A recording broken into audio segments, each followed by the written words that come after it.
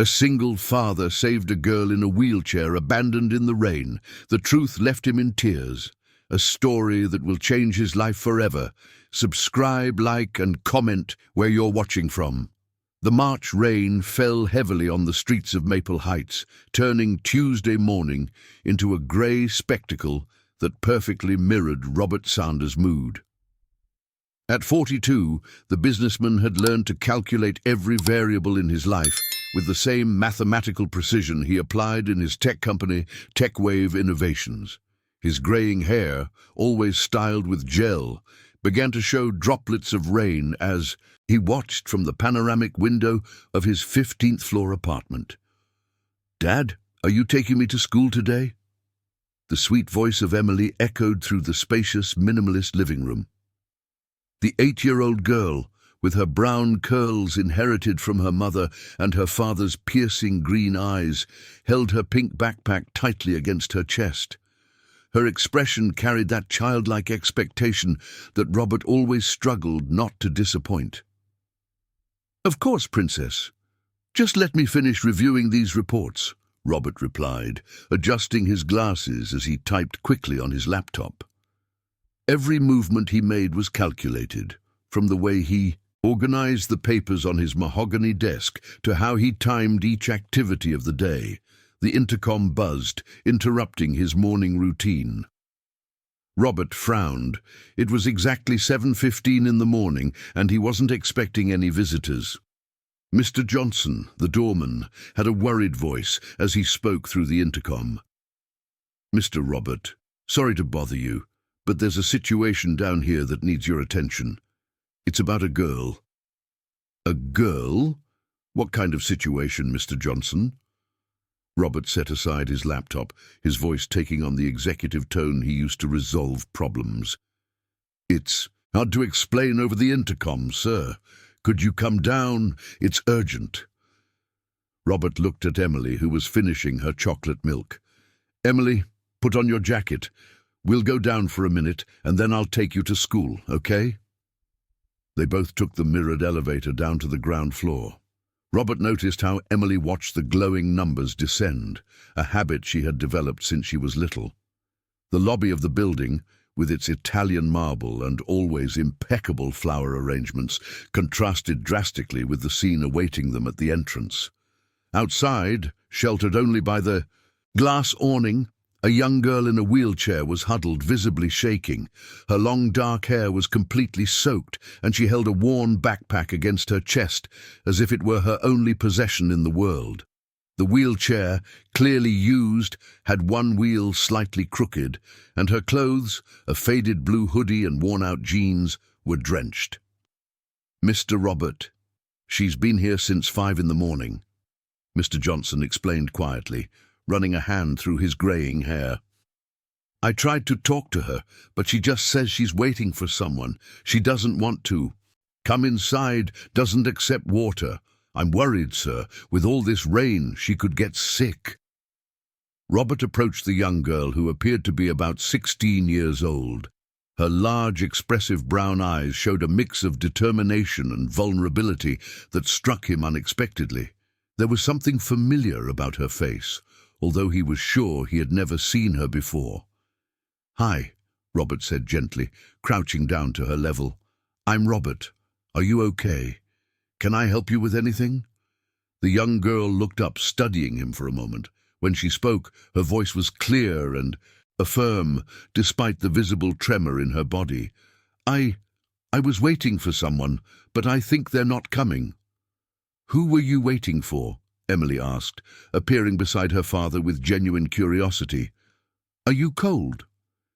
"Emily," Robert began to reprimand, but the young girl smiled for the first time, a smile that completely lit up her wet face. "Hi, little one.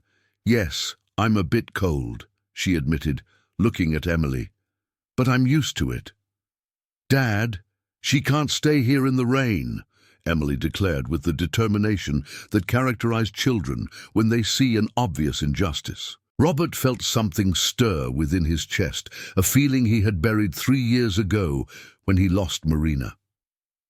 "What's your name?" he asked the young girl. "Rachel. Rachel Smith, she replied, wiping some raindrops from her face. Rachel, I know we just met, but how about coming inside for a hot coffee and drying off? Then we can talk about who you were waiting for, okay? Robert was surprised by his own words. He, who planned every move, was offering shelter to a complete stranger. Rachel hesitated, her pride clearly battling her obvious need for help. I don't want to be a bother. I just need a place to stay until the rain passes. You're not bothering anyone, Robert said, realizing he was speaking seriously. Emily is right. No one should be out in the rain like this. Please, come with us, Emily insisted, reaching out her hand to Rachel. I can show you my room. I have lots of cool books. Rachel's smile widened. You like to read? I love it, especially adventure stories. How about you? I like it a lot too, especially books about computers and programming. Robert raised his eyebrows. Programming? Yeah, I know.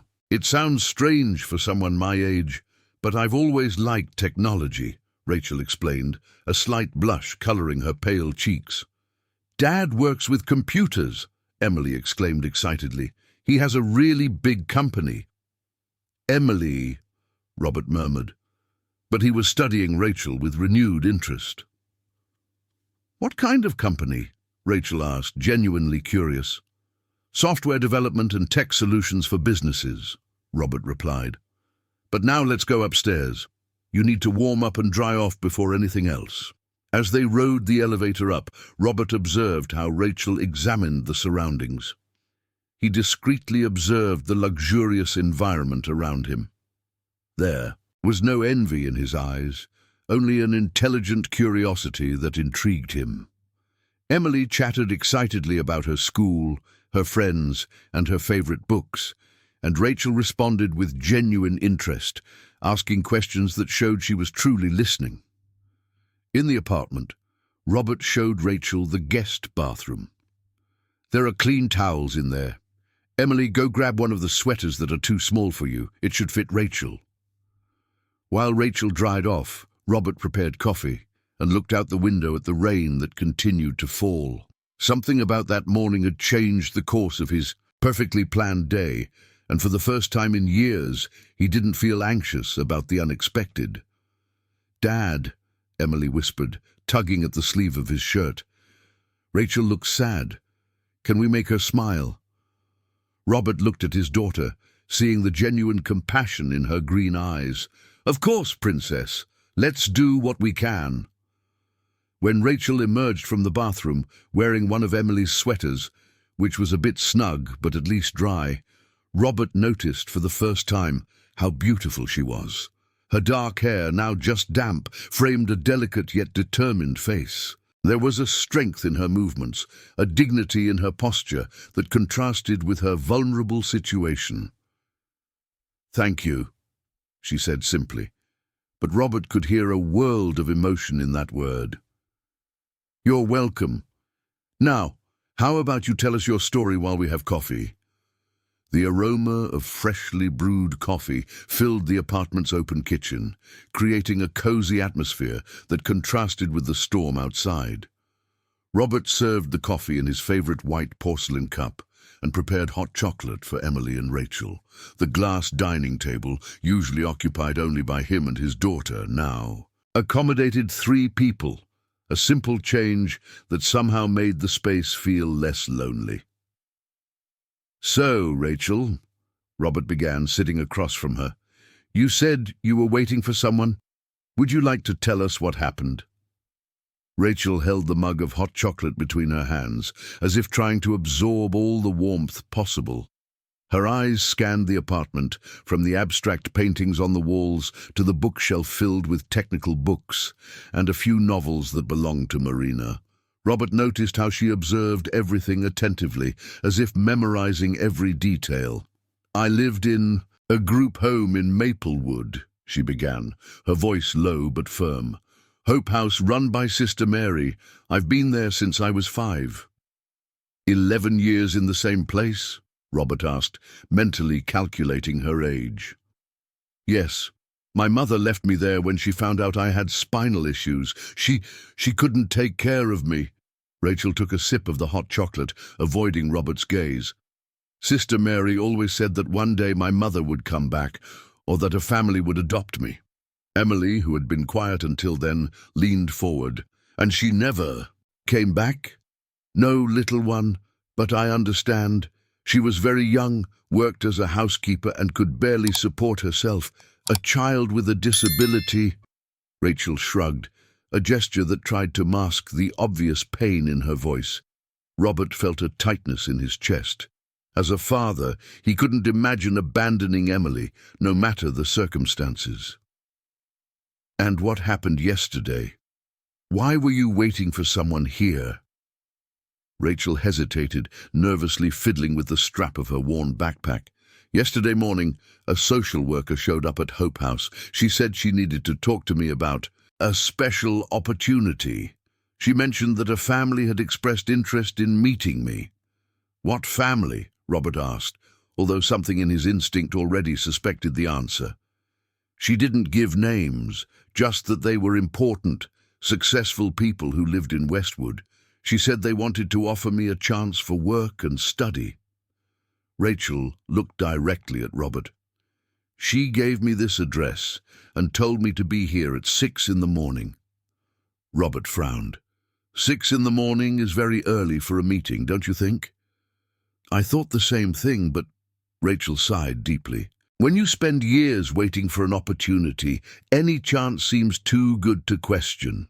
"And no one showed up," Emily said, with a precocious wisdom that surprised Robert. "No, I waited there until you arrived. I think it might have been a mistake, or maybe they changed their minds when they saw that—" She gestured to her wheelchair. "That's ridiculous," Emily exclaimed, banging her small hand on the table.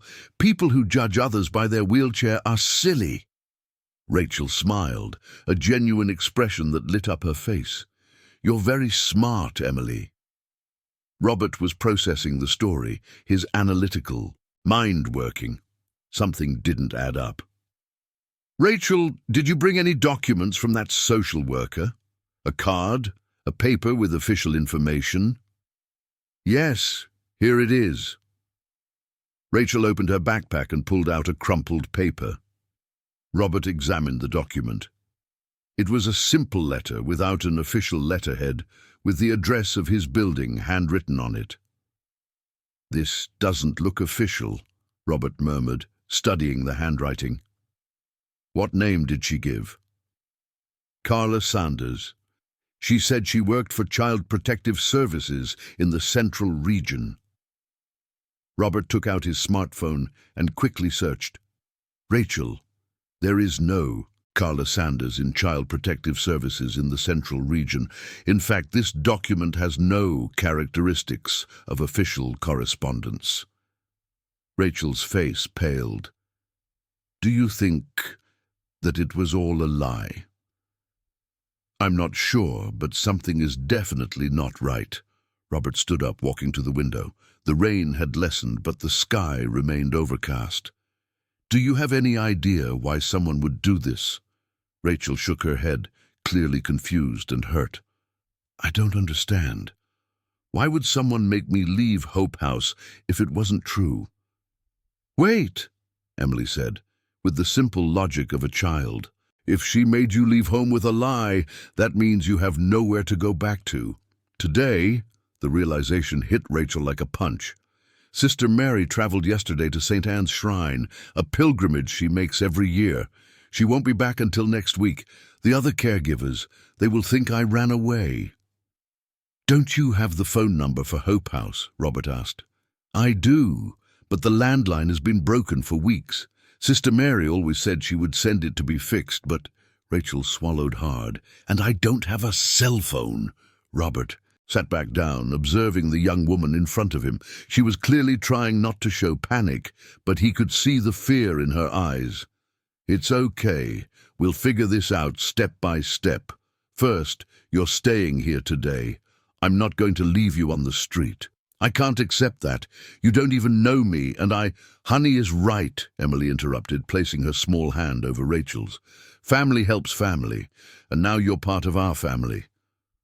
Robert looked at his daughter in surprise. Emily was only 8 years old, but her capacity for empathy constantly impressed him. Emily is right, at least until we resolve this situation. But I don't want to be a burden, Rachel insisted, her voice trembling. I've been a burden my whole life. You are not a burden, Robert said firmly, surprising himself with the intensity in his own voice. Someone deliberately deceived you and put you in a vulnerable situation. This is not your fault. Rachel looked at him with gratitude, but still hesitant. I can help with something. I know how to cook, clean, and I'm good with computers. You mentioned programming before. How did you learn that? Robert asked, genuinely curious. Hope House has a computer lab donated by the city. Old computers, but functional. I started tinkering with them when I was 10. Sister Mary managed to get dial-up internet, and I spent hours learning online. Rachel hesitated. I know it sounds strange, a girl in a wheelchair interested in technology, but— There's nothing strange about that, Robert interrupted. My company is always looking for talent. What programming languages do you know? Python, basic JavaScript, a bit of HTML and CSS. I'm trying to learn Java, but it's harder without a teacher. Rachel smiled shyly. I also created a few simple websites for local charities. Robert was impressed. You did that all by yourself? Yes. I've always thought that technology could be my way of contributing to the world, even with my physical limitations. What limitations? Emily asked, confused. You can't walk, but you can do amazing things with computers. That's like being a superhero. Rachel laughed, a genuine laugh that filled the kitchen with warmth. Thank you, Emily. You make me feel special. Robert watched the interaction between his daughter and Rachel, noticing how Emily seemed to flourish with the presence of a female figure.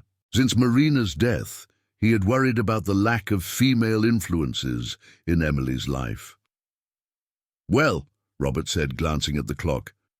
First, let's address the immediate issue. Emily, you're going to have to miss school today. Really?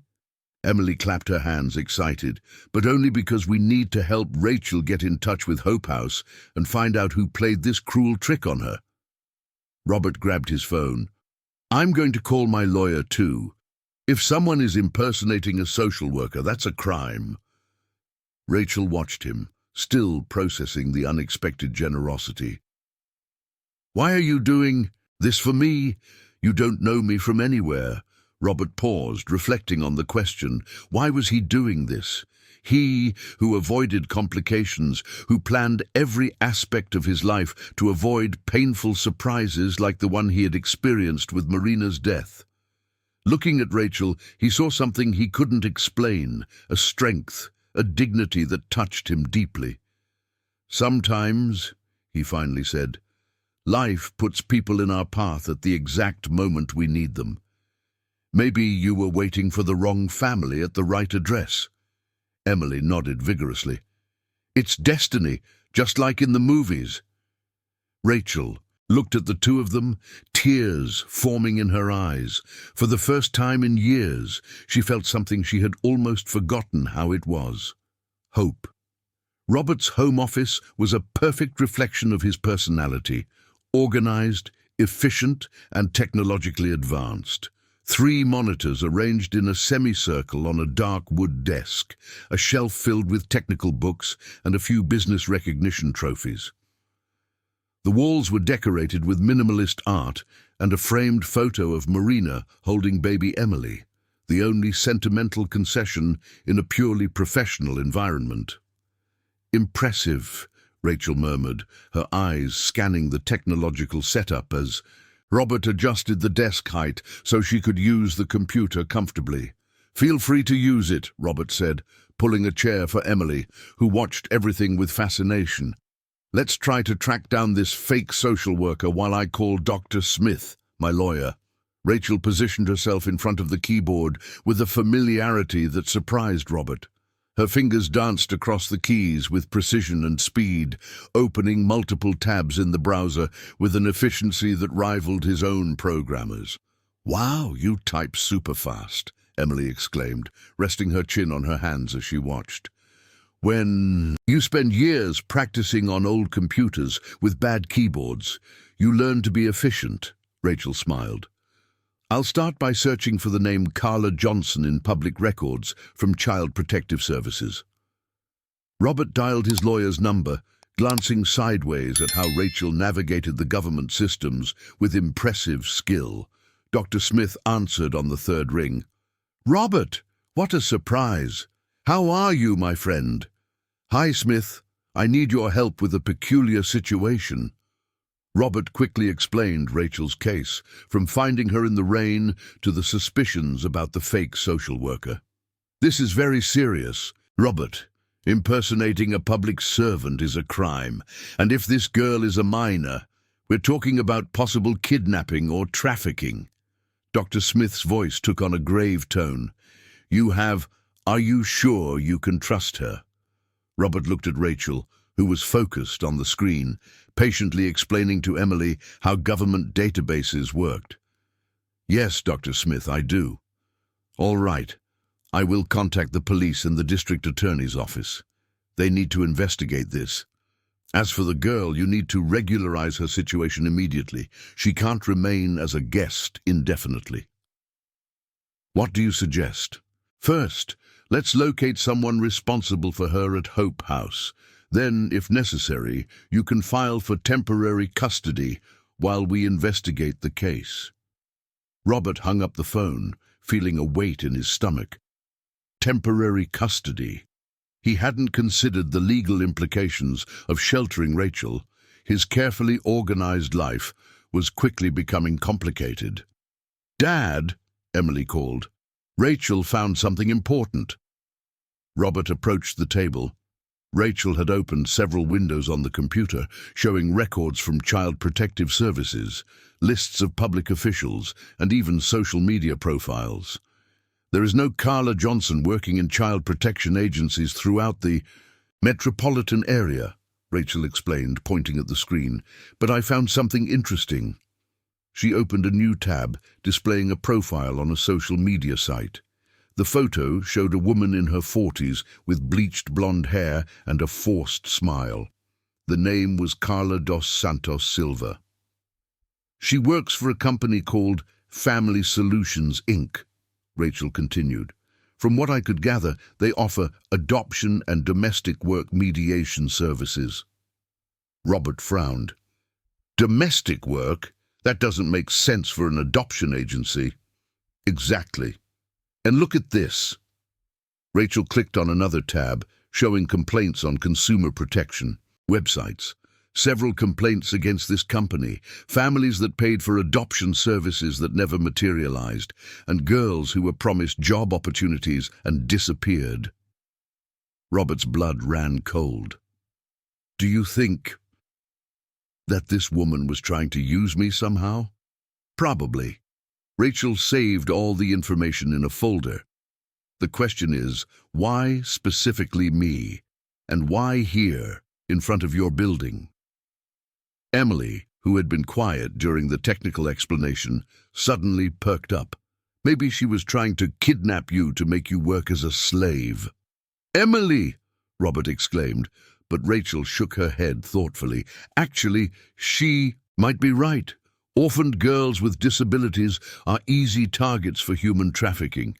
We are invisible. No one questions our disappearance." Rachel paused.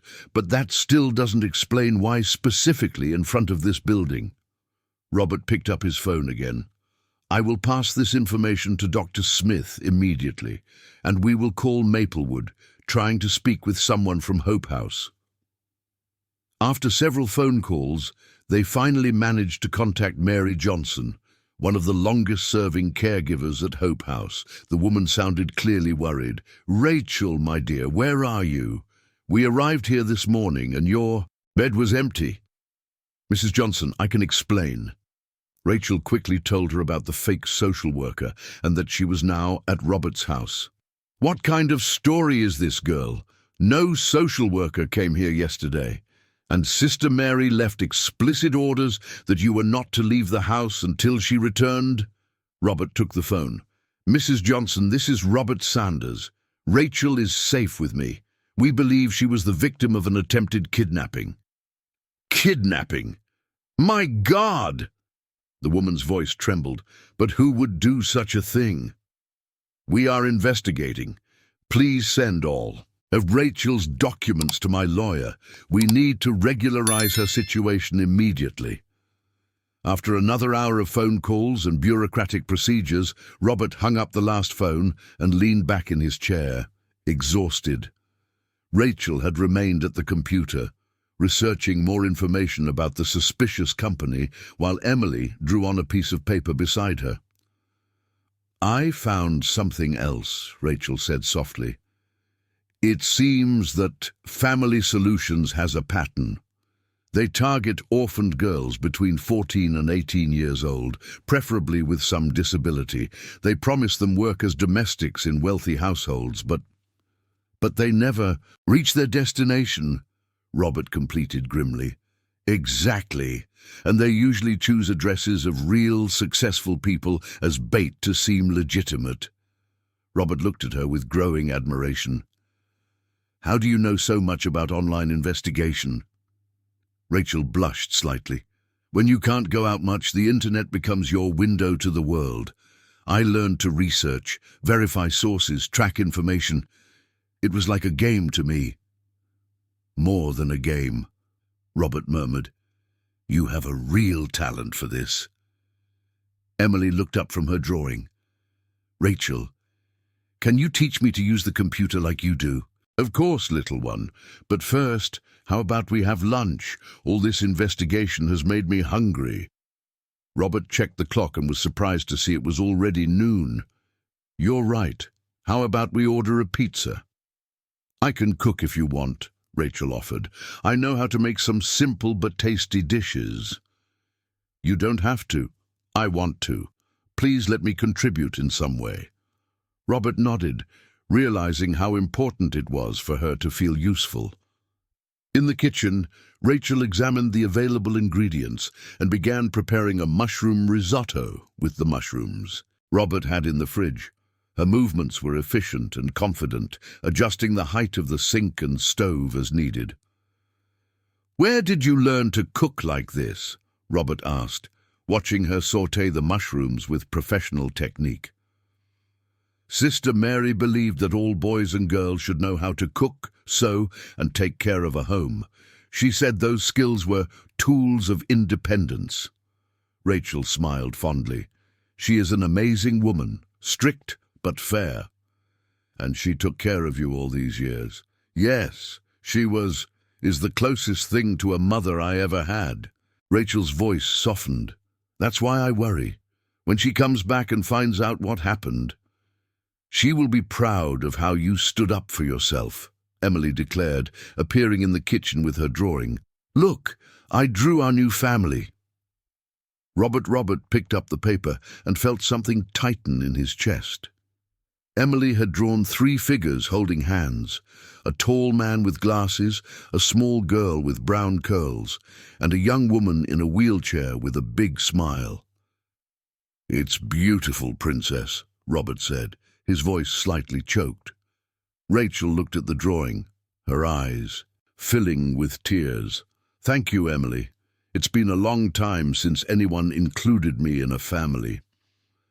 As they enjoyed the delicious risotto that Rachel had prepared for lunch, Robert observed the dynamic that was forming. Emily was more animated than he had seen her in months, asking questions, laughing, clearly delighting in the female company. And Rachel responded with infinite patience, treating each of Emily's questions as if they were the most important thing in the world. "Rachel," Emily said between bites, "can you stay forever?" Robert nearly choked on his wine. Rachel turned red, clearly unsure how to respond. "Emily, things aren't that simple." "But why not, Dad?" She likes us. We like her. She cooks better than you. Emily counted on her fingers. Thank you, little one, Rachel said softly. But your dad is right. I have my place at Hope House, and you have your life here. But what if life could change just a little bit? Emily insisted, with the characteristic stubbornness of children. Robert looked at Rachel, seeing the careful hope in her eyes. Something was happening there, something he hadn't planned, hadn't calculated, but that felt strangely right. Maybe his daughter was right. Maybe life could change just a little bit. The afternoon stretched lazily as an unexpected calm settled in Robert's apartment. After lunch, Emily had convinced Rachel to help her with her math homework at the dining table, and Robert discreetly watched from the armchair where he pretended to read financial reports. In reality, he was fascinated by the infinite patience with which Rachel explained fractions to his daughter.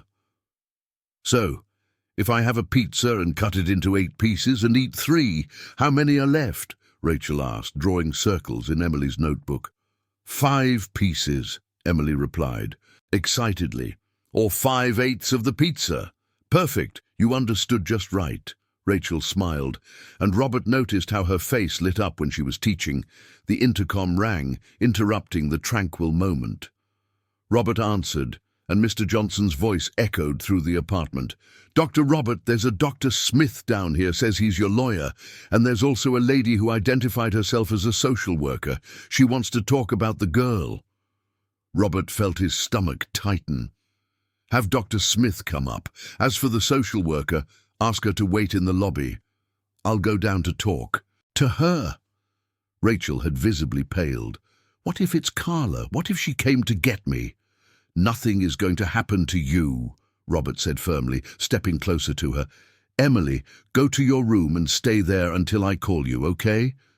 But Dad, I want to help Rachel. The best way to help right now is to obey. Emily pouted but complied, not before giving Rachel a tight hug. You're going to stay here, right? I'll stay, little one. I promise. A few minutes later, Dr. Smith arrived at the apartment. He was a tall, thin man, with grey hair and designer glasses, carrying a leather briefcase and a serious expression. Robert, the situation is more complicated than we thought, he said without preamble, nodding respectfully to Rachel. The police are already investigating the company Family Solutions, Inc. It seems they have a well-organized scheme. What kind of scheme? Rachel asked, her voice controlled despite the visible tension. Human trafficking for domestic slave labor. They target orphaned girls, promise them jobs in wealthy households, but actually sell them to families in the countryside or even to other states. Dr. Smith opened his briefcase. You were very lucky, Rachel. And the social worker who's downstairs? Robert asked. She's legitimate. Dr. Sandra Johnson from Child Protective Services. She came because they received an anonymous tip that a minor was being kept here irregularly. Robert frowned. Anonymous tip? Probably from the gang itself. When their plan didn't work, they must have tried to create problems for you. Dr. Smith looked at Rachel. The good news is that we managed to contact Sister Mary. She's coming back from St. Anne's today and confirmed that she authorizes Rachel to stay here while we investigate the case. Rachel sighed in relief. Sister Mary isn't mad at me. On the contrary, she's worried and proud of how you defended yourself. Dr. Smith smiled. But we will have to formalize everything. The social worker needs to assess the situation and make an official report. I'll go down to talk to her, Robert decided. You two stay here. The lobby of the building had never felt so tense. Dr. Sandra Johnson was a middle-aged woman with brown hair pulled back in a tight bun, wearing a navy blue suit and carrying an official briefcase. She examined Robert with critical eyes. Mr. Sanders, I'm Dr. Sandra Johnson. From Child Protective Services, I need to understand exactly what's happening here. Robert explained the entire situation, from finding Rachel in the rain to the discoveries about the fraudulent company. Dr. Sandra took notes on a tablet, asking pointed questions. "Do you have children, Mr. Sanders?" "Yes, a girl who's 8 years old, Emily." "And what is your motivation for sheltering an unknown teenager? That's not exactly normal." Robert hesitated. It was a fair question, but how to explain that inexplicable impulse he had felt upon seeing Rachel in the rain? "Dr. Sandra, I've been a widower for 3 years. I built my company from the ground up and know how important it is to have opportunities when no one believes in you. When I saw a girl clearly in danger, I couldn't just ignore it." "And the girl? What is her behavior like?" "Rachel is exceptional. Intelligent, educated, talented with technology. She has integrated naturally into our routine." Dr. Sandra noted something down. "I need to speak with her personally and to see the conditions of the residents." In the apartment, Robert introduced Dr. Sandra to Rachel, who appeared articulate and mature as she answered the social worker's questions. Emily, too curious to stay in the bedroom, appeared in the living room and immediately positioned herself next to Rachel like a little guardian. "Rachel, how do you feel staying here?" Dr. Sandra asked. "Safe, respected. It's the first time in a long time that I feel part of a family." "And you, Emily? What do you think of Rachel?" "She's amazing. She helps me with math, cooks really well, and knows a lot about computers. Dad is happier when she's here." Robert blushed slightly, but Dr. Sandra observed the interaction with professional interest. "Mr. Sanders, I need to speak with you privately." In the office, away from Rachel and Emily's ears, Dr. Sandra was direct. "Mr. Sanders, I'll be frank. The situation is irregular, but given the exceptional circumstances, I can recommend emergency temporary guardianship. However, this means total legal responsibility for the minor. What exactly does that imply? Education, health, overall well-being, and a complete social investigation into your ability to care for her." Dr. Sandra paused. "May I ask about your financial situation? Caring for a teenager with a disability can be costly." Robert almost laughed. "Dr. Sandra, my company made $12 million last year. Financial resources are not a problem. And emotional resources. Are you prepared for the challenges of raising a teenager who is not your biological daughter?" It was a question Robert had not fully considered. Looking out the office window, he could see Rachel and Emily on the couch flipping through a book together. The scene felt so natural, so right. "Dr. Sandra, in the last 3 years since I lost my wife, Emily and I have lived in a functional routine, but empty. In one day, Rachel brought life to this house in a way I can't explain." Dr. Sandra watched him closely. "You understand that this is not a trial period. If you take on temporary guardianship, you will be committing to her well-being until she turns 18, or until a permanent solution is found." "I understand perfectly." "And what if Sister Mary wants her to go back to Hope House?" Robert had not considered that possibility. The thought of Rachel leaving caused him unexpected anguish. "That would be her decision, I suppose." Dr. Sandra made a few more notes. "I will talk to Rachel again. If she confirms that she wants to stay, and if Sister Mary gives official consent, I can process the emergency temporary guardianship." Back in the living room, Dr. Sandra asked directly, "Rachel, considering all your options, where would you like to stay?" Rachel looked at Robert, then at Emily, who was holding her hand tightly. I would like to stay here, if they accept me." "And you, Mr. Sanders? Formally, are you willing to take on the temporary guardianship of Rachel Smith?" Robert felt the weight of the moment. In 48 hours, his life had changed completely. But looking at Rachel, that brave young woman who had survived kidnapping attempts and still maintained her dignity and kindness, he knew there was no other possible answer. "Yes, Dr. Sandra, I am." Emily squealed with joy and hugged Rachel, who began to cry silently. Robert stepped closer and for the first time placed his hand on Rachel's shoulder in a paternal gesture. "Welcome to the family, Rachel." Dr. Sandra observed the scene with professional approval. "Very well. I will process the documents. The temporary guardianship will be valid for 6 months, during which we will conduct regular follow-ups." After the social worker left, the apartment fell silent for a few minutes. The reality of what had happened was settling in. "So, are we officially a family now?" Emily asked, breaking the silence. "For now, yes," Robert replied, still processing the enormity of the decision he had made. "And can I call you Dad?"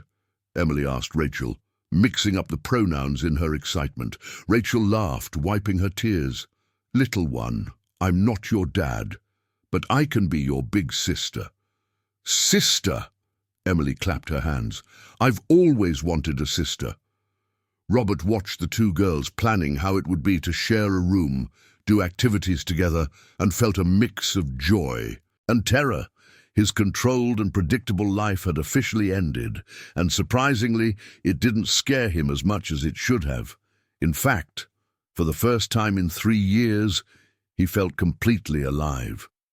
Rachel's first week with the Sanders family was a roller coaster of adjustments and discoveries. Robert had transformed the office into an improvised bedroom, buying an adjustable hospital bed and reorganizing the space to accommodate Rachel's wheelchair. The apartment, once quiet and organized, now echoed with lively conversations, laughter, and the constant sound of the computer keyboard. "Dad, Rachel taught me how to make a website," Emily announced on Friday morning, rushing into the kitchen where Robert was making coffee. "Look!" She carried the laptop and opened a colorful page titled "Emily's Magical World" in bright letters. Robert examined the site with genuine surprise. It had sections for her drawings, her made-up stories, and even an area for science projects. "This is amazing, Princess. When did you make this?" "Last night, after dinner. Rachel said every princess needs a digital castle," Emily replied proudly. Rachel appeared in the kitchen, her hair still messy from sleep. Robert noticed how she had gained color in the last few days, as if stability and affection had brought life back to her face. "I hope you don't mind the noise from the keys. When I focus on programming, I lose track of time." "On the contrary," Robert said, pouring coffee for her. "It's comforting to know there's life in this house." During breakfast, Robert observed the dynamic that had established itself. Emily chattered about her plans for the website, Rachel suggested technical improvements, and he found himself smiling more than ever. Rachel had done in years. It was as if a missing piece in their lives had finally clicked into place. "Rachel," Emily suddenly said, "can you come with me to school today? I want to show my friends how smart you are." "Emily," Robert began, but Rachel shook her head with a smile. "Of course, little one. I would love to see your school." Maplewood International School, where Emily studied, was a modern building in Westwood, with bold architecture and well-kept gardens. Robert rarely had time to accompany Emily to her classroom, but today he made a point to go with them. "Mr. Sanders," Emily's teacher, Mrs. Smith, approached with a warm smile. "What a surprise to see you here. And this must be Rachel, the one Emily has been talking so much about." Robert was surprised. Emily talked about Rachel. She hasn't stopped. She said she now has an older sister who knows everything about computers. Mrs. Smith smiled at Rachel. "Emily showed me the website you created. Very impressive for an 8-year-old. Actually, Emily did everything. I just taught her the basic tools."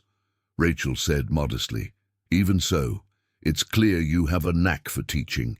Have you ever thought about giving lessons?" Mrs. Smith asked. Robert saw Rachel blush. "I never thought about it. Seriously. Well, if you ever want to hold programming workshops for kids, we would love to have you here." On the way home, Robert noticed how quiet and thoughtful Rachel was. "Are you okay?" "It's strange," she finally said. "My whole life, people looked at my wheelchair first and then at me. Today, Emily's teacher saw me first as a person. It's different. That's how it should always be." "I know. But when you're not used to respect when it comes, it's almost frightening." Robert parked the car at the building and turned to look at her. "Rachel, you deserve respect. You deserve opportunities. You deserve to be seen for who you are, a brilliant and talented young woman. Sometimes I still feel like I'm going to wake up and find out this is all a dream. It's not a dream. It's your new reality." That afternoon, while Robert worked from home, he could hear Rachel and Emily in the living room, working on a new project.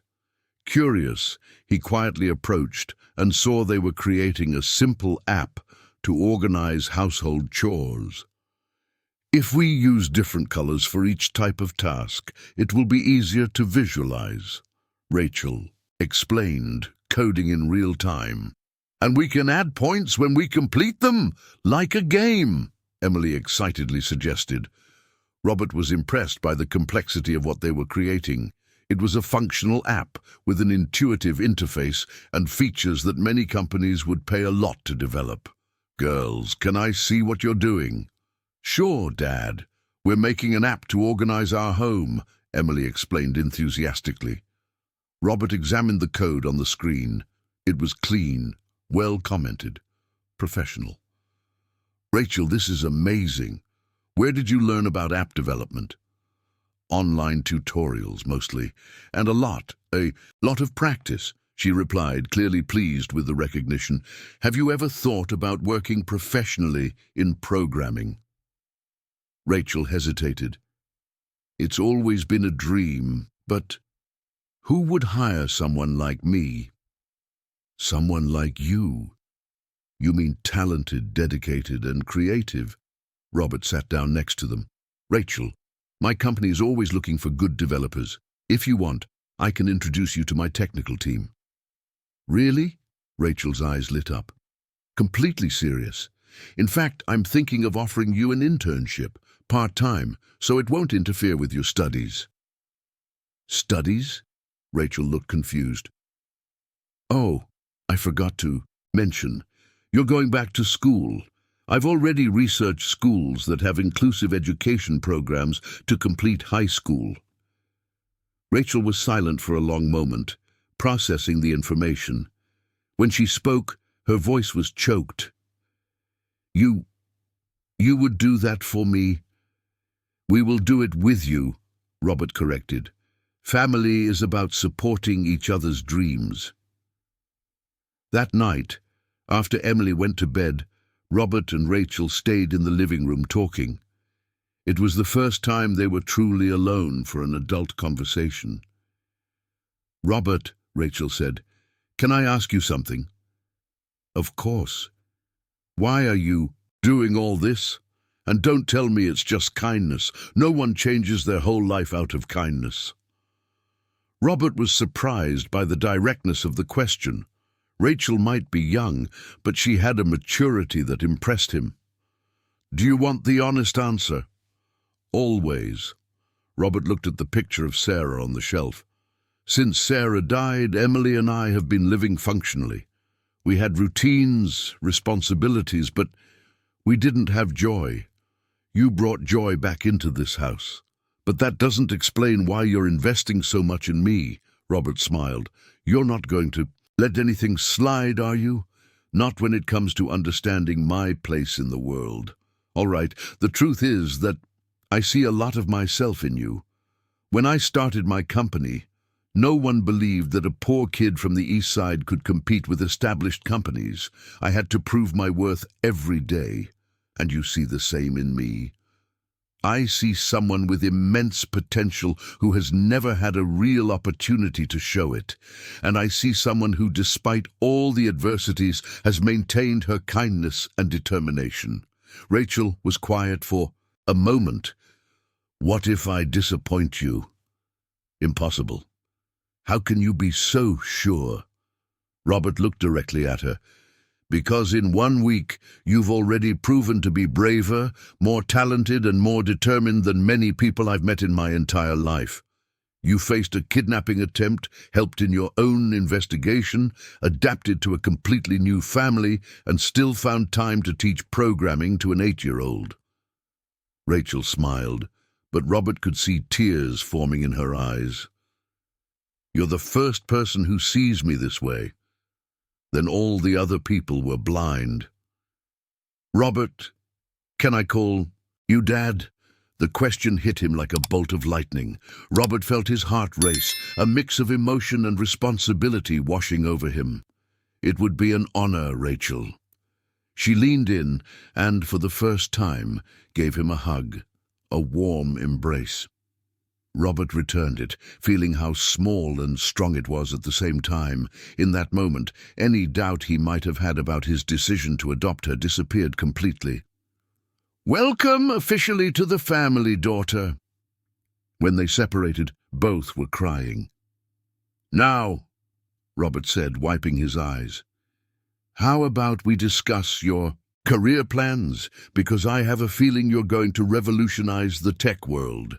Rachel laughed through her tears. Step by step, Dad, step by step. Robert smiled. Yes, she was definitely going to revolutionize the world, and he couldn't wait to see it happen. 2 weeks after the temporary guardianship was finalized, life in the Sanders household had found its own rhythm. Robert woke up at 6 in the morning to find Rachel already in the kitchen, making coffee and preparing breakfast for Emily. It was a morning ritual that had established itself naturally. Rachel woke up early, out of habit from Hope House, and Robert found he enjoyed starting the day with a quiet conversation before the daily rush. Good morning, Dad, Rachel said with a smile as she flipped pancakes in the pan. The word Dad still sounded new on her lips, but it was becoming more natural. Good morning, daughter. Did you sleep well? Robert grabbed his coffee mug and watched the ease with which she moved around the kitchen. There was something deeply comforting about having domestic life again. Yes, but I stayed up late working on the school project. Emily's teacher liked the app so much that she asked me to present it to the whole class today. Are you nervous? A little, Rachel admitted, adjusting the stove's height with the skill she had developed. I've never spoken to a group of little kids before.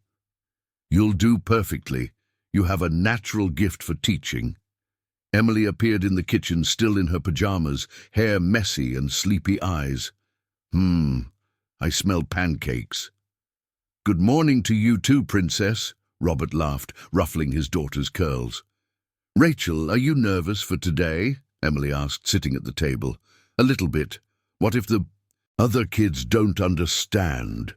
They will understand. You explain better than any teacher, Emily said with absolute conviction. And if someone asks a silly question about your chair, I'll explain that it doesn't matter. Robert saw Rachel smile tenderly. In 2 weeks, the bond between the two had become extraordinary. Emily had taken on a protective role towards her older sister that deeply touched Robert. Actually, Rachel said, serving the pancakes, if someone asks questions about my chair, that's okay. Curiosity is natural, especially in children. But some people ask questions to be mean, Emily observed with a maturity that surprised Robert. That's true, little one, but the difference is easy to see. Curiosity comes from the heart. Meanness comes from fear. During breakfast, Robert observed the family dynamic that had developed. Emily excitedly talked about her plans to show Rachel off to all her classmates, while Rachel listened attentively and asked questions about each child mentioned. It was as if she were memorizing an extended family. Dad, Emily said suddenly, Mrs. Smith asked if you could come to Rachel's presentation today. Of course, Princess. I wouldn't miss it for anything. On the way to school, Robert noticed how Rachel attentively observed the streets of Maplewood. She had mentioned that she rarely left the East Side, and each trip to the central neighborhoods was a discovery. "It's different from what I imagined," she commented, looking at the modern buildings in Westwood. "What do you mean?" "At Hope House, we saw these areas on TV, and they seemed, I don't know, less real, like movie sets. And now? Now I see they are just places where people live, work, have families. They're not that different." Robert smiled. "You're right. In the end, we all want the same basic things: safety, love, opportunities." At school, Rachel's presentation was an absolute success. She had prepared a simple demonstration of how to create a basic game on the computer using a visual language that the kids could understand. Robert watched from the back of the room, impressed with the infinite patience she showed with each question. "How do you make the little character jump?" a blond boy asked. "Great question. I'll show you." Rachel typed a few commands and explained each step, making the character on the screen jump over obstacles. "Why do you use a chair?" a girl with braids asked. Robert tensed, but Rachel answered naturally, "Because my legs don't work like yours, but my arms and my head work perfectly, so I can do many amazing things." "Like what?" the girl insisted, genuinely curious. "I can program computers, cook, drive special cars, play basketball." Rachel listed with a smile. "You play basketball?" several students asked at once. "Basketball in a wheelchair. It's a lot of fun." Robert didn't know she played basketball. In fact, he realized there was still much about Rachel that he didn't know. After the presentation, several mothers approached Robert. "Your daughter is exceptional," commented an elegant lady. "What maturity, what intelligence.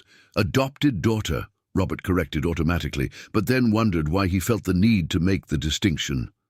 "Oh, how lovely. She has adapted very well to the family." In the car, on the way home, Emily was ecstatic. "Rachel, everyone loved you. Maria said you're the smartest person she knows." "That was so much fun," Rachel admitted. "I never thought I would enjoy teaching so much." "You should seriously consider teaching," Robert suggested. "You have a natural talent. Maybe in the future. First, I want to finish my studies and learn more about programming." "Speaking of which, on Monday you start at the new school. How are you feeling?" Rachel was quiet for a moment. "Nervous. It will be different from a class of little kids. Teenagers can be cruel." "If anyone bothers you, I'll go there and fight," Emily declared with determination. "Thanks, little one, but I can stand up for myself," Rachel laughed. "And if I can't, I know I have a family to support me." That afternoon, Robert was working from home when he heard an animated discussion coming from the living room. He approached discreetly and saw Rachel on the phone. Clearly, he frustrated. "Sister Mary, I understand your concern, but I'm happy here. Yes, I know Mr. Sanders is a stranger to you, but no, he doesn't expect anything in return." Robert realized Rachel was speaking with the person in charge of Hope House. He decided not to interfere, but felt worried about the tone of the conversation. "Sister Mary, please come meet them before deciding anything." "All right, I'll be waiting for your visit this weekend." When Rachel hung up, Robert approached her. "Are you okay?" "Sister Mary wants to take me back to Hope House," Rachel said, clearly distressed. "She thinks I'm being deceived, that this is too good to be true." Robert felt a tightening in his stomach. "And what did you say?" "That I'm happy here, that you treat me like family. But she's afraid I'll get hurt when this ends." "Who said it's going to end?" "Dad." Rachel looked at him with wide, vulnerable eyes. "Are you sure this isn't just a phase? That when the novelty wears off, you won't regret it?" Robert sat down next to her, taking her hands in his. "Rachel, listen carefully to what I'm going to say. I've already lost someone I loved. I know what it's like to live with regret. If I wasn't sure about you, about us as a family, I would never have taken custody. But what if I disappoint you? What if I'm not the daughter you deserve? Impossible, Robert said firmly, because you've already proven to be exactly the daughter we needed. Emily appeared in the living room, clearly having overheard part of the conversation. Rachel, you can't leave. Who's going to teach me programming? Who's going to make pancakes? Who's going to be my sister? Rachel opened her arms and Emily ran into a tight hug. I'm not going anywhere, little one. I promise. Then let's welcome Sister Mary properly, Robert decided. I want her to see with her own eyes how you've blossomed here. And what if she doesn't like you? Then we'll have to convince her. Robert smiled. After all, persuasion is one of my business specialties. Rachel laughed, but Robert could see the worry in her eyes. For the first time since she arrived, he felt a real fear of losing her. Looking at his two daughters hugging on the couch, Robert made a silent promise. He would do everything in his power to keep this family together. Absolutely everything. Saturday dawned with palpable nervousness in the Sanders apartment. Rachel had woken up before 5 in the morning, and Robert found her in the kitchen, obsessively preparing an elaborate breakfast. Homemade bread, jam made the night before, artistically cut fruits. She was clearly channeling her anxiety into food. "Sweetheart, you don't need to impress anyone with a feast," Robert said gently, watching her knead the dough for the 3rd time. "I do," Rachel replied without stopping her work. "Sister Mary needs to see that I'm not a burden to you, that I contribute something." "Rachel, look at me." Robert waited until she stopped and made eye contact. "You are not a burden. You never were, and you never will be. You are our daughter." "But what if she doesn't understand? What if she thinks you're being taken advantage of by a clever orphan?" Robert felt a pang of anger at the thought that someone could have made Rachel feel that way. "Then she doesn't know you well enough." Emily appeared in the kitchen, still in her pajamas, rubbing her eyes. "Why are you up so early? And why does it smell like a bakery in here?" "Sister Mary is coming today, remember?" Rachel explained, nervously returning to the dough. "Oh, right, the nun who took care of you." Emily perked up. "I'm going to make her a drawing." "Isa, you should call me Rachel today, not Ray. Sister Mary is formal." Robert frowned. "Why? Ray is what you like to be called here at home." "It's just that at Hope House, we were taught to keep emotional distance. Nicknames were discouraged." "What nonsense!" Emily exclaimed. "Family uses affectionate nicknames." Robert crouched down to Emily's level. "Princess, today you're going to meet someone." "Very important to Rachel. She took care of our girl for many years, but she may not yet understand how families work." "I'll teach her," Emily declared with childlike determination. At 10 in the morning, the intercom buzzed. Robert felt Rachel tense up instantly beside him. Sister Mary had arrived. "Sister Mary for Miss Rachel," announced Mr. Johnson. A few minutes later, the elevator doors opened and a small woman, around 60 years old, emerged. She wore a simple brown habit, grey hair pinned under a veil, and carried a small worn leather briefcase. Her brown eyes were sharp and penetrating, surveying the luxurious surroundings with a mix of approval and suspicion. "Rachel," she said, and her voice carried decades of maternal authority. Rachel stepped forward, and Robert noticed how her posture changed. More formal, more restrained.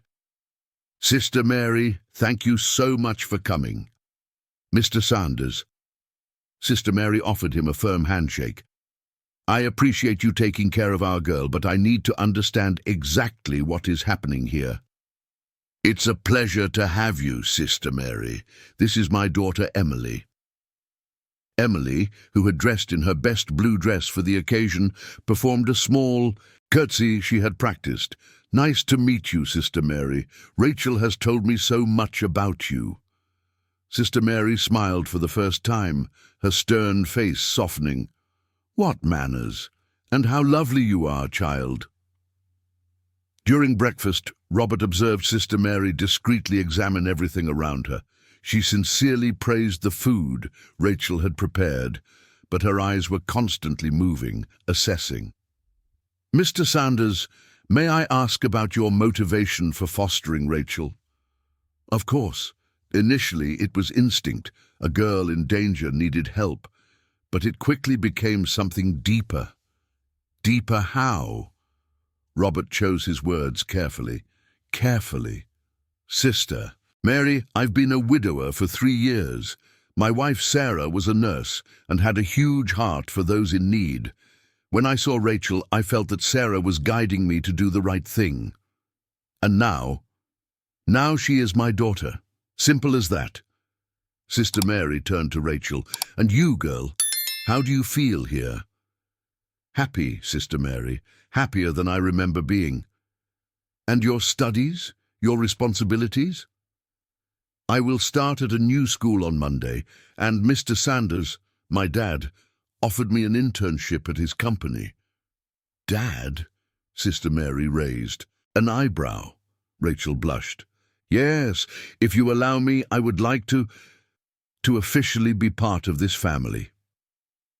"Rachel, do you understand that this means leaving everything you know behind? Hope House has been your home for 11 years. "I know, Sister Mary, and I will always be grateful for everything you have done for me. But—" Rachel looked at Robert and Emily. "Here I am not just cared for. I am loved. I am valued for what I can offer, not just for my needs." Sister Mary was silent for a long moment, studying the 3 faces before her. "Mr. Sanders, may I speak with you privately?" In the office, away from Rachel and Emily's ears, Sister Mary was direct. "Mr. Sanders, I will be frank. Rachel is a special girl, but she carries deep wounds. Abandonment, rejection, years of feeling unwanted. She may seem mature, but emotionally she is still very vulnerable." "I understand that, Sister Mary." "You do? Mr. Sanders, this girl has spent her whole life waiting for a family. If you change your mind, if this doesn't work out, it could destroy her completely." Robert felt the weight of responsibility. "Sister Mary, I can assure you that will not happen." "How? You have known her for only 2 weeks." "Because—" Robert hesitated, searching for the right words. "Because in 2 weeks, she has transformed our house back into a home.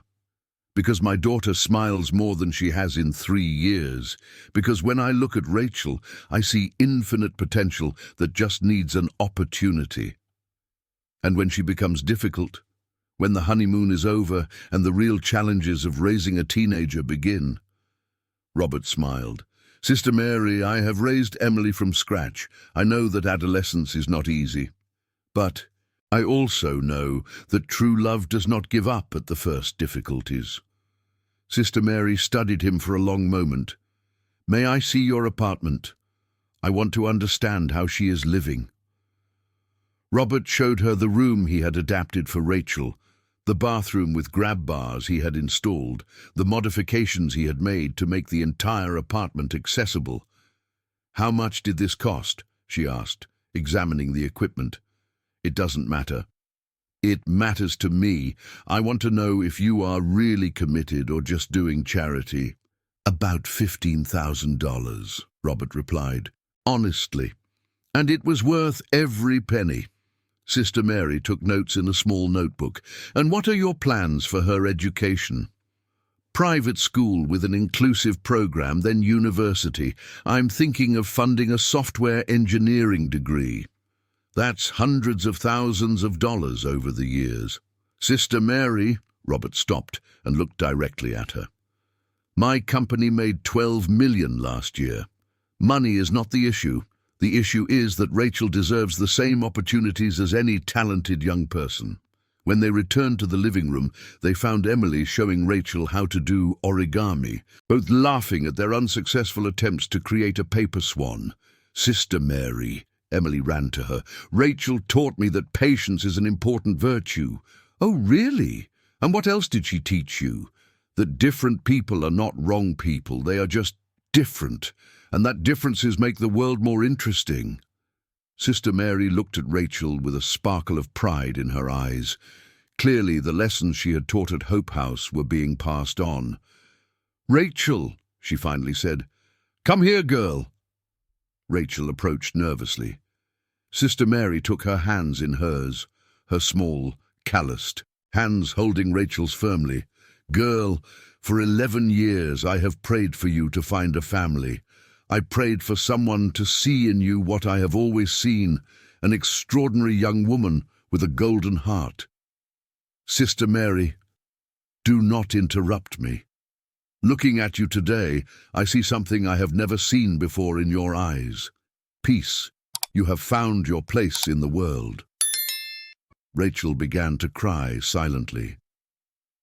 "Mr. Sanders," Sister Mary addressed Robert without letting go of Rachel's hands, "if you promise me that you will care for her as if she were your biological daughter, that you will protect her, educate her, and love her unconditionally, I give my full blessing for this adoption."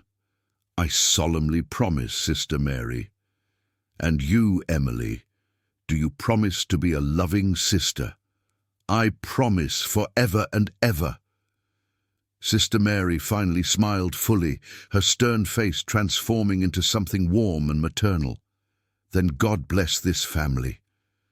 Rachel broke down in tears, hugging Sister Mary tightly. Robert felt his own eyes fill with tears as he saw the pure emotion on his daughter's face. "Thank you," Rachel whispered. "Thank you for preparing me for this moment." "You prepared yourself, girl. I just provided the tools." That afternoon before leaving, Sister Mary had one last conversation with Robert. "Mr. Sanders, Rachel is a blessing in disguise. She will transform your lives in ways you cannot even imagine." "She has already transformed them. This is just the beginning. That girl has the potential to change the world. Your only task is to give her the wings to fly." When Sister Mary left, the house was left in contemplative silence. Robert, Rachel, and Emily sat together on the couch, processing the magnitude of what had happened. "So," Robert finally said, "now it's official. We are a family." "Forever?" Emily asked. "Forever," Rachel confirmed, her voice strong and full of certainty. Robert looked at his two daughters and felt a deep gratitude wash over him. His life had changed completely, but by chance he had found something he didn't even know he was searching for. A complete family again. And this time, nothing would take it away. 3 months had passed since Sister Mary's approval, and the Sanders family had found a harmonious rhythm that even surprised Robert. It was a Monday morning in June, and the apartment echoed with a familiar routine that had become precious to him. The sound of Rachel's wheelchair gliding smoothly across the wooden floor, Emily humming as she got ready for school, and the aroma of morning coffee that always greeted him with a smile. "Dad, did you see my presentation from last night?" Rachel asked, placing a stack of golden pancakes on the table. She had started working part-time at TechWave Innovations, developing accessibility applications, and her latest creation had impressed the entire technical team. "I did, and I'm so proud. The screen reader app you created is revolutionary," Robert replied, pouring coffee, as he watched Rachel move through the kitchen with absolute efficiency. "Microsoft has already shown interest, right?" "Yes, but I'm still in shock. 3 months ago, I was in a foster home, and now multinational companies want to buy my creation. 3 months ago, you were the same talented person you are today. You just didn't have the opportunities to show it," Emily declared, appearing in the kitchen, already dressed for school. At 9 years old, she had developed an emotional maturity that often surprised the adults around her. Robert smiled, seeing how Emily had naturally taken on the role of Rachel's biggest advocate. The two had formed a bond that went far beyond sisterhood. They were best friends, confidants, and partners in all domestic mischief. Speaking of opportunities, Robert said, sitting down at the table, I need to talk to you both about something important. The serious tone of his voice made both girls stop and look at him attentively. I received an invitation to attend an international technology conference in Stanford, California. It's an incredible opportunity to expand the company's business. That's wonderful, Dad, Rachel exclaimed. When is it? In 3 weeks. But the thing is, it would be a 10-day trip. 10 days, Emily frowned. That's a long time. Robert hesitated. Over the past few months, he had avoided long trips precisely because he didn't want to leave the girls. His new family reality had completely changed his business priorities. Actually, he continued, I was thinking if you two would like to go with me. Make it a family trip. Seriously? Emily shouted with excitement. Are we going to America? Rachel, however, remained quiet, clearly processing something. Robert knew her well enough now to recognize when she was analyzing all angles of a situation. Rachel, what do you think? Dad, isn't this going to be very expensive? International travel, hotels, meals for 3 people? Robert sighed. Even after months of living with them, Rachel still constantly worried about being an extra expense. It was a remnant of years being seen as a financial burden that he was determined to eradicate. Rachel, look at me, he said firmly. You are my daughter. When I travel with family, I'm not spending extra money on you. I'm investing in experiences that we will share for the rest of our lives. But no buts. Besides, Robert smiled mischievously. Did you forget that your app is being quoted in 6-figure amounts? Soon you'll be paying for trips for us. Emily laughed loudly. It's true. Rachel is going to get rich. Don't forget that I'm still a minor. Technically, you guys are the ones who are going to get rich, Rachel joked, but Robert could see the sparkle of emotion in her eyes. So it's decided. We're going to Stanford as a family. That afternoon, Robert watched Rachel work on her computer in the adapted office they had created for her. Her concentration was absolute, fingers flying over the keyboard as she created lines of code that looked like art to his untrained eyes. What are you working on now? He asked, approaching her. A voice navigation system for visually impaired people. The idea is that they can feel their surroundings through spatial audio feedback. Robert was impressed. Does that exist? There are basic versions, but I'm trying to create something more human. Instead of robotic beeps, I want to use natural sounds. For example, if there's a tree on the left, the user hears birds singing from the left. Rachel, that's brilliant. She blushed at the compliment. I'm still learning, but I think technology should be intuitive, not just functional. Robert sat down beside her, watching the lines of code on the screen. Can I ask you a personal question? Sure. What do you want to do with your life? What's your biggest dream? Rachel stopped typing and thought for a moment. You know, for years, my biggest ambition was simply to get out of Hope House and have a normal life. But now I want to create technology that makes the world more accessible for people like me. I want a child with a disability to never feel limited by their circumstances. And how do you plan to do that? By studying a lot, learning everything I can about programming, design, psychology, ergonomics, and maybe one day starting my own assistive technology company. Robert smiled with pride. How about we start working on that dream right now? What do you mean? What if TechWave created an assistive technology division, with you as the technical director? Rachel stared at him in disbelief. Dad, I'm 16. No one is going to take me seriously as a director. Let me worry about that. You just focus on continuing to create amazing things. That night during dinner, Emily made an announcement that surprised everyone. Rachel, I've decided I want to learn programming too. Really, little one? Why? Because I want to work with you when I grow up. We're going to have the best tech company in the world." Robert watched Rachel's expression and saw something he rarely saw, tears of pure joy. "It would be an honor to work with you, Emily," she said, her voice choked with emotion. "And I will be the president," Emily declared excitedly. "You will be the chief scientist, and Dad will be the retired consultant," Robert suggested, laughing. "That's it." Later that night, after Emily went to bed, Robert found Rachel on the porch, gazing at the city lights. June in Maplewood was chilly, and she was wrapped in a blanket, her chair positioned for the best possible view. "What are you thinking about?" he asked, sitting in a chair next to her. "How fast life changes. 6 months ago, I was counting the days until I turned 18 and had to leave Hope House. I had no idea what I would do, where I would live. And now? Now I have a family, a career starting, plans for the future. It's almost unreal." Robert was silent for a moment, also contemplating the city lights. "Rachel, can I tell you a secret?" "Sure." "When Marina died, I thought my ability to be happy died with her. I spent 3 years just existing, functioning but not living.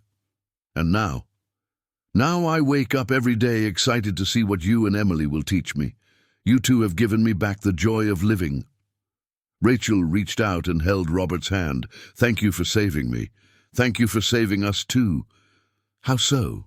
"Emily was becoming a sad girl despite all my efforts. She needed a female influence, an older sister, and I needed to remember what unconditional love is." "Dad?" "Yes?" "Promise that even when I grow up, graduate, become independent, we will still be family." Robert squeezed her hand tightly. "I promise. Family is forever, Rachel, no matter where life takes us." "Forever?" "Forever." Sitting on the porch, watching Maplewood fall asleep in the distance, father and daughter talked about dreams, plans, and possibilities until late into the night. Robert knew that tough times would still come. Adolescence, societal, pressures, the natural challenges of any family, but he also knew they had built something solid and true. Their family was complete, and that, he knew, was just the beginning of an extraordinary journey. December arrived in Maplewood with the characteristic humid heat of summer, and the Sanders home buzzed with the energy of year-end and accumulated achievements. It had been almost 10 months since Rachel had arrived on that rainy March morning, and the transformations were visible in every corner of the apartment. Framed certificates on the office wall, family photos scattered throughout the house, and a homey atmosphere that Robert never thought he would have again.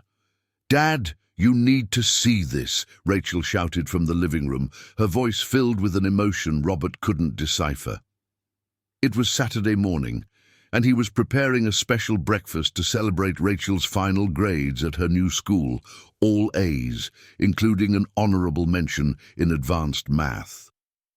Robert approached and found Rachel with her laptop open, tears streaming down her face, but smiling radiantly. Emily was beside her, reading something on the screen with wide eyes. "What happened?" Robert asked, immediately concerned. "MIT," Rachel whispered, pointing at the screen. "MIT wants to meet me." Robert looked at the open email and felt his heart race.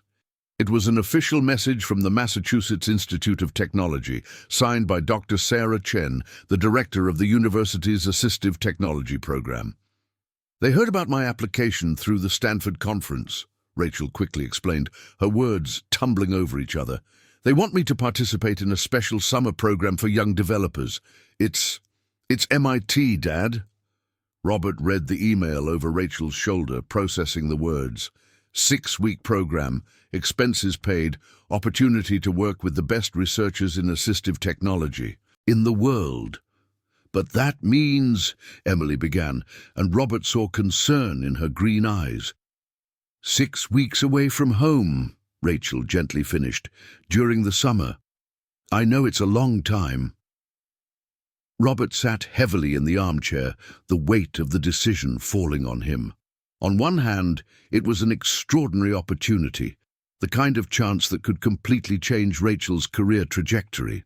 On the other, the idea of her being 6 weeks alone in the United States, away from home, at 17. "Dad!" Rachel gently called. "Are you okay?" "I'm processing," he admitted. "It's an incredible opportunity, Rachel, but it's also scary," she finished. "For me, too." Emily, who had been quiet, suddenly perked up. "Wait, what if we could visit? Like during school break?" Robert looked at his younger daughter with admiration. Emily always found creative solutions to problems that seemed impossible. "Actually," he said slowly, an idea forming, "how about we rent an apartment near MIT during July? Emily and I could spend a month there." "Really?" the two girls asked in unison. "Why not? I can work remotely for a few weeks, Emily can have some educational American summer break, and Rachel would have family support nearby." Rachel moved closer to Robert's chair and hugged him around the neck. "Thank you for believing in my dreams, even when they temporarily separate us. Sweetheart, supporting your dreams is not optional. It's mandatory." That afternoon, as they worked together on the response for MIT, Robert observed how much Rachel had grown in the past months. Not just physically. She had gained healthy weight and her posture was more confident, but emotionally. The insecure girl he had found in the rain had transformed into a determined young woman with clear goals and genuine self-confidence. "Dad, can I ask you something?" Rachel said, pausing in her typing. "Always. Have you ever regretted it? Adopting me, I mean, even for a second?" Robert stopped reviewing the documents and looked directly at her. It was a question she asked periodically, and he suspected she always would. Emotional scars from years of feeling unwanted didn't heal overnight. "Never. Not for a second." "Just a second," he said firmly. "Do you want to know what I regret?" "What?" "Not finding you sooner. You spent 16 years without a family that valued you properly." Rachel smiled, but Robert saw that there was still doubt in her eyes. "Rachel, listen, in 10 months you revolutionized our home, created applications that companies want to buy for hundreds of thousands of dollars, became the top student in your class, and now you're being courted by Stanford. More importantly, you made Emily happier than I've seen her in years, and you taught me that family isn't just blood, it's choice and commitment. But I also brought complications, adjustments to the house, extra expenses, responsibilities." "Rachel," Robert interrupted, "every beloved person brings complications. Emily also brings expenses, responsibilities, worries. That's how love works. It's not a financial investment, it's an emotional investment that pays off in happiness." That night, during family dinner, Emily made an announcement that surprised everyone. "I've decided that when Rachel goes to Stanford, I'm going to write a journal for her, with everything that happens here at home, so she won't miss anything." "What a lovely idea, sweetheart," Rachel said, clearly moved. "And you can send me pictures of everything you're doing there. We'll be long-distance sisters." Robert watched the conversation, impressed by Emily's emotional maturity. She had grown so much in the past few months, developing empathy and understanding that went far beyond her age. "You know what?" Robert said. "I think we should make this our first official family tradition." "What tradition?" Emily asked. "Whenever someone in the family has an important opportunity that requires temporary separation, the others always find a way to support and stay connected." "I like that," Rachel approved. "Family is unconditional support, even from a distance." 2 weeks later, Robert was at Los Angeles International Airport, watching Rachel check for the 10th time if she had all the necessary documents. It was the day of the trip to San Francisco, and despite all the preparation, he could see nervousness in her movements. "Are you sure you have everything?" he asked, checking the list they had created together. "Passport, visa, acceptance letter from Stanford, medical documents, medications, emergency numbers," Rachel recited automatically. "Dad, what if I can't keep up with the other students?" "Impossible. You were selected from thousands of candidates worldwide. And what if I can't adapt to the different wheelchair they're going to provide? You are the most adaptable person I know. And if—" "Rachel," Robert held her hands, "you're doing it again." "Doing what?" "Looking for reasons to sabotage yourself when something good happens. It's understandable but unnecessary." Emily, who had insisted on accompanying them to the airport, hugged Rachel tightly. "Rachel, you're the smartest person I know. You're going to crush it." "Crush it, sweetheart." "Not crush," Rachel corrected, laughing through her tears. "Whatever, you got it." At boarding time, Robert hugged Rachel tightly, feeling a mix of pride and paternal anxiety. "Call as soon as you arrive. And remember, you're not alone. We have Skype, WhatsApp, email. We'll talk every day." "I promise. And Dad?" "Yes? Thank you for giving me wings to fly. Thank you for teaching us what true love is." As they watched the plane take off, Robert felt Emily hold his hand. "Are you going to miss her?" she asked. "So much, but I'm too proud to be sad." "Dad?" "Yes, Princess." "Is Rachel going to come back different?" Robert thought about the question. Probably. Important experiences change us, but what won't change is our love for her. And her love for us? Never. Family is forever. Remember?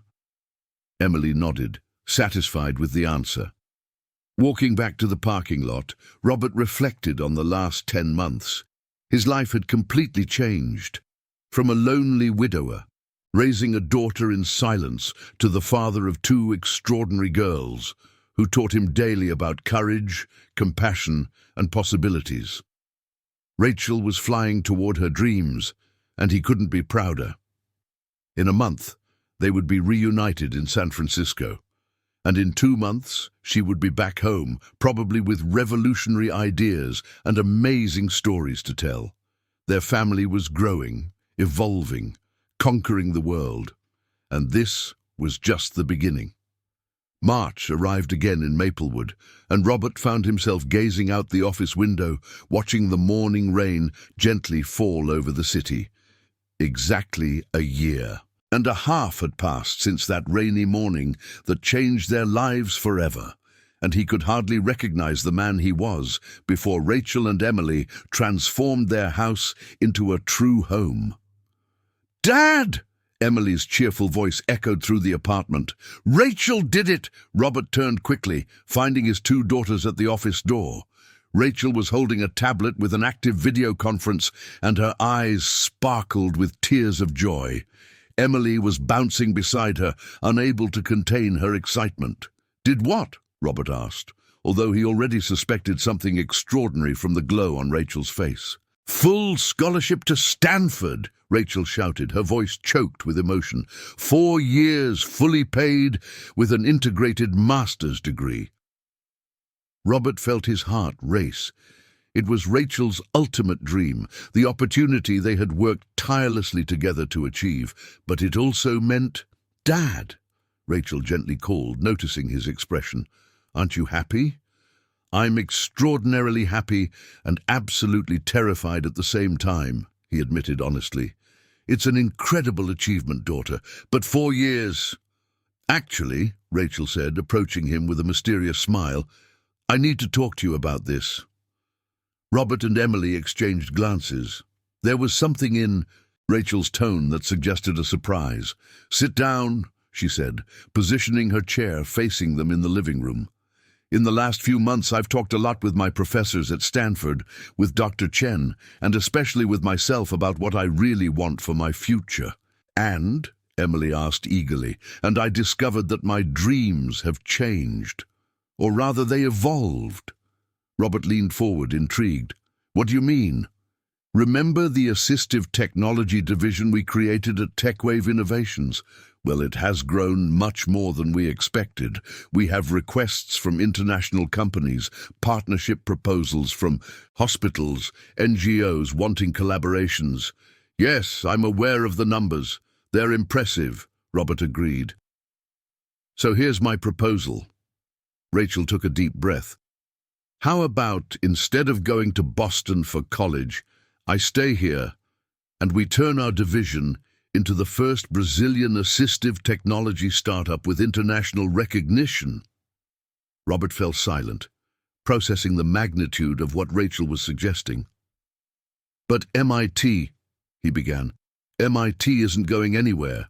I can do my undergraduate studies here at USP or ITA, keep in touch with the professors there, and when our company is solid, let's say in about 3 or 4 years, I can pursue my master's there. Rachel, Emily said slowly, are you sure? It's MIT. You dreamed of this. Rachel smiled at her younger sister. I dreamed of making a difference in the lives of people with disabilities. MIT was a means to that end, not the end itself. Robert studied Rachel's face, looking for signs of doubt or external pressure. But what he saw was mature determination and genuine conviction. Rachel, you're 18 now. This is your decision. But I need to be sure you're not doing this out of fear of being away from family. It's not fear, Dad. It's a conscious choice. In the past few months, I've realized that what we have here, our family, our company, our social impact, is unique. I can build something extraordinary here, with you. Emily suddenly perked up. So you're not leaving? It means we're going to work together, building something even greater than we dreamed. Robert stood up and began pacing the room, his entrepreneurial mind processing the possibilities. If we do this, we'll do it right. Proper legal structure, strategic investors, a robust business plan. I've already started working on that, Rachel said, grabbing a folder that was next to her chair. I have a preliminary business plan, financial projections, market analysis. Robert took the documents and began flipping through them, impressed by the level of detail and professionalism. When did you do all this? In the last 6 weeks, during the nights. I wanted to make sure it was a serious proposal, not just an emotional impulse. Emily watched the conversation with fascination. Can I be involved too? Of course, Rachel replied immediately. You would be our interface design consultant for kids, and when you grow up more, if you want, you can be our marketing director. Robert continued reading the documents, his admiration for Rachel growing with each page. It was a solid, visionary, and completely viable plan. There's just one condition, he finally said. What? If in 2 years you change your mind and want to go to MIT, I'll fund everything without question. Deal. And one more thing, Robert added with a smile. If we're going to do this, we'll do it as equal partners.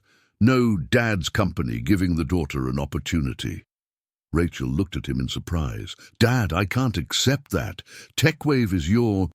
TechWave is mine, but our new company will be ours. Equal partners, you, me, and Emily when she turns 18. Emily squealed with joy. We're going to be a family business. That afternoon, sitting at the kitchen table, where so many family decisions had been made, they discussed practical details, dreams, and possibilities. Robert looked at his 2 daughters, one now legally an adult and ready to conquer the business world, the other growing up with the confidence of someone who has always had unconditional support and felt a deep gratitude for every event that had brought them together. You know what? He said, interrupting the discussion about marketing strategies. There's something I need to confess to you. What? They asked in unison. That March morning when I found Rachel in the rain, I was going through the worst existential crisis of my life. I had financial success, but I felt completely empty. And now? Rachel asked softly. Now I wake up every day knowing exactly why I'm alive. to be a dad to both of you and to build something together that makes a difference in the world." Emily stood up and hugged Robert around the neck. "Dad, you're the best dad in the universe. And you, Rachel," Robert looked at his oldest daughter, "you taught me that family isn't about biology. It's about choice, commitment, and unconditional love." "Thank you for choosing me," Rachel said, her voice choked. "Thank you for letting us love you." 6 months later, Robert was on stage at the largest convention center in Maplewood, alongside Rachel, presenting to an audience of 1,000 people the Access Tech, their startup that already had contracts with 3 countries and international recognition. Emily, now 10 years old, was in the front row, holding a sign that read, "My sister and dad are amazing." "When we founded this company," Rachel spoke into the microphone, her voice clear and confident, "our goal was simple: to ensure that no child with a disability feels limited by their physical circumstances." The audience applauded as Robert felt paternal pride swell in his chest. Today, 18 months later, we've developed technologies that are being used in 15 countries, created jobs for over 50 people with disabilities, and most importantly, we've proven that innovation knows no bounds when it comes from the heart. After the presentation, back in the car, Emily asked a question that caught Robert off guard. "Dad, do you and Rachel think Mum Sarah would be proud of our family?" Robert looked in the rearview mirror at Emily and then at Rachel, who had been quiet beside him in the passenger seat. "I'm absolutely sure she would be, sweetheart," he replied. "In fact, sometimes I feel like she guided us to find each other." "I feel that too," Rachel said softly, "especially in those moments when everything falls perfectly into place, as if there's a greater force orchestrating our story." That night, at home, after Emily went to sleep, Robert and Rachel sat on the porch, as they had done so many times in the past months. Maplewood sparkled in the distance, and the comfortable silence between them spoke of a family that had found its perfect harmony. "Dad," Rachel suddenly said, "can I make a confession?" "Always." "On that first morning, when you found me in the rain, I wasn't really expecting anyone." Robert turned to look at her, surprised. "What do you mean?" "I had run away from Hope House the night before.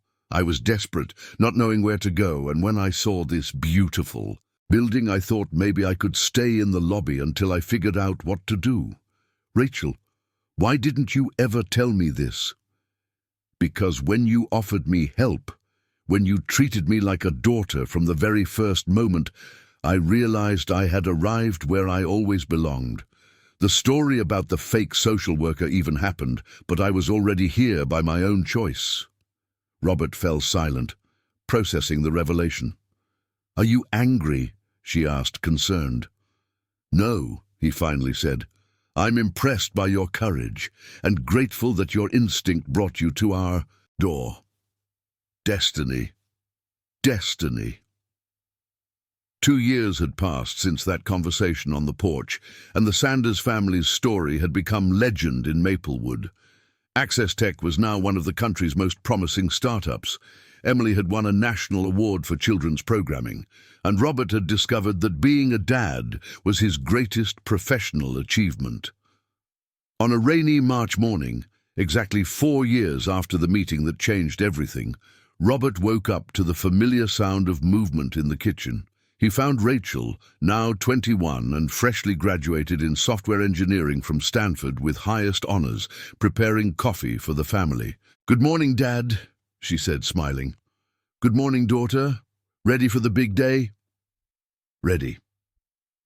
That afternoon, they would sign the final contracts to expand Access Tech to the United States, with offices in Boston, in partnership with MIT.